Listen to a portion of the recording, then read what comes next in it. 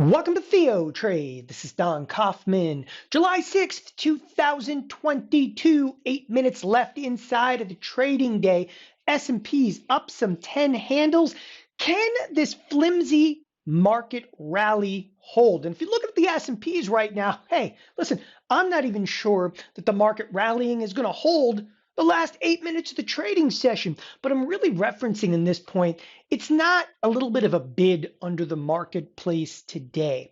If we took a look from yesterday and some of the lows, I mean, we do have a pretty substantial bid under us. In fact, if we were to look at it right this second, the SPX and lows yesterday was all the way from 37.42. Where are we right now? Oh, 100 S&P handles higher. So we're still technically on a bid, but I'm going to tell you, if you're looking at markets right now, we'll come back to the SPX in just a few moments. If you're looking at markets right now, and you were watching this rally kind of take place, and obviously we're dropping right now into the cash close, you would probably say like, man, it almost feels like the market's being held back, because it is. The energy sector, which after years of being kind of like the smaller sector inside of the S&P 500, something I've been mentioning time and time again, it is right now, it's all about the energy sector. What so few people are picking up on is the energy sector, which again, as I said, for years, let's pull up like the last 5 years, underperformer. We'll even pull up the last 15 years. What has the energy sector done over the last 15 years? And the answer is absolutely nothing. It's not that the energy sector hasn't done anything. It's that other major sectors have come off so substantially that the energy sector, once again, has gained market capitalization against, for instance, tech. It's gained market capitalization against, for instance, the financials.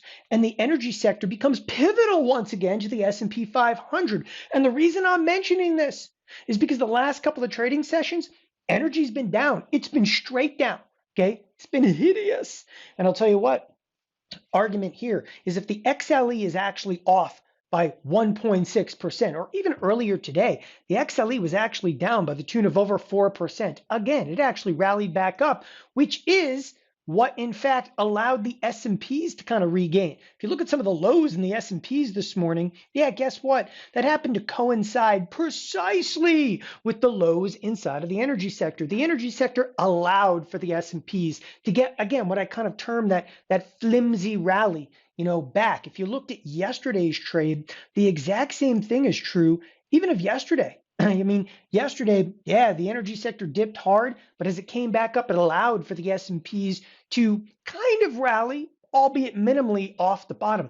You must be looking at the energy sector to some degree, because if it's down again, 1.5%, 2%, 3%, it's almost impossible for the S&Ps to stage any degree of a rally.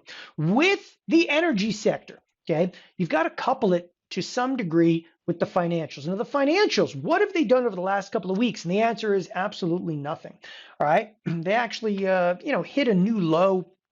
That's a recent low of 30.58. Again, about 2 weeks ago. What have they done since then? Again, slopped around a little bit.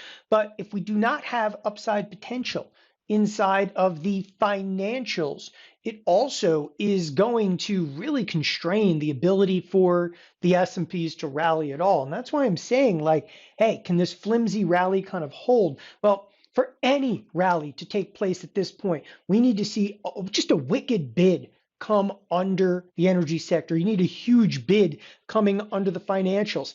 I'm going to tell you right now, tech, it's not what it used to be. It's not going to be whatever you think it is at this point. Look at the move yesterday inside of tech. Okay, yeah, it'll rally the Nasdaq to some degree, but the S&Ps, they came off their lows, but they just could not get it done. And a more effective way to actually look at this would be the SPX, the mother of all products. As we come into the last 3 minutes of the trading session in this shortened holiday trading week, do you realize that the SPX pretty much checked the box yesterday for hitting the lower edge of the expected move? Again, I just wanted to open this one up again.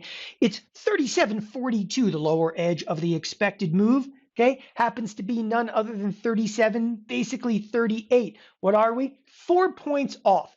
Now, I'm just going to go ahead and give it to the SPX. 4 points off on a $3,800 product. right? I think that box was actually checked. So the S&Ps were down about 94 handles yesterday, rallied back. As I said, though, the rally is incredibly flimsy. What you need to be thinking about, okay, the next few days. Obviously, the later portions of the week are going to hold with it the unemployment report. The unemployment report is going to keep volatility up quite significantly so. In fact, even for tomorrow's session, which of course is Thursday, we're looking at a $43 expected move into Friday. We're looking for a $65 expected move. I think we're going to see pretty much every ounce of it. As I said a moment ago, we already hit, again, we already hit the lower edge of the expected move for the week. But net, here we are at the end of Wednesday. Again, we're already halfway through the week. It's a shortened holiday trading week. You got to be a little bit concerned given the fact that we have a $94 expected move. And again, I always like to reiterate this kind of halfway through the week. So when you're plus or minus $94 in the week, it's a $94 move to higher, $94 move lower. Effectively, we kind of checked that box yesterday to some degree, but there is a huge ability for the S&Ps to move the remainder of this week in addition to it, okay? Even though, again, this kind of flimsy rally is happening, we're still sitting at a 27, volatility futures. The VIX is just shy of the 27 region. Bonds, what do you say about bonds other than they're all over the place, okay? Bonds, every time they're getting bought, you have to think it's defensive. When they start to sell off, you kind of get worried once again that the inflation drum is starting to beat. The FOMC minutes came out today. What did they do? Nothing. I mean, it was kind of a nothing burger packed in there. So again, a lot of factors that are really driving some order flow, but hey, it's unequivocal.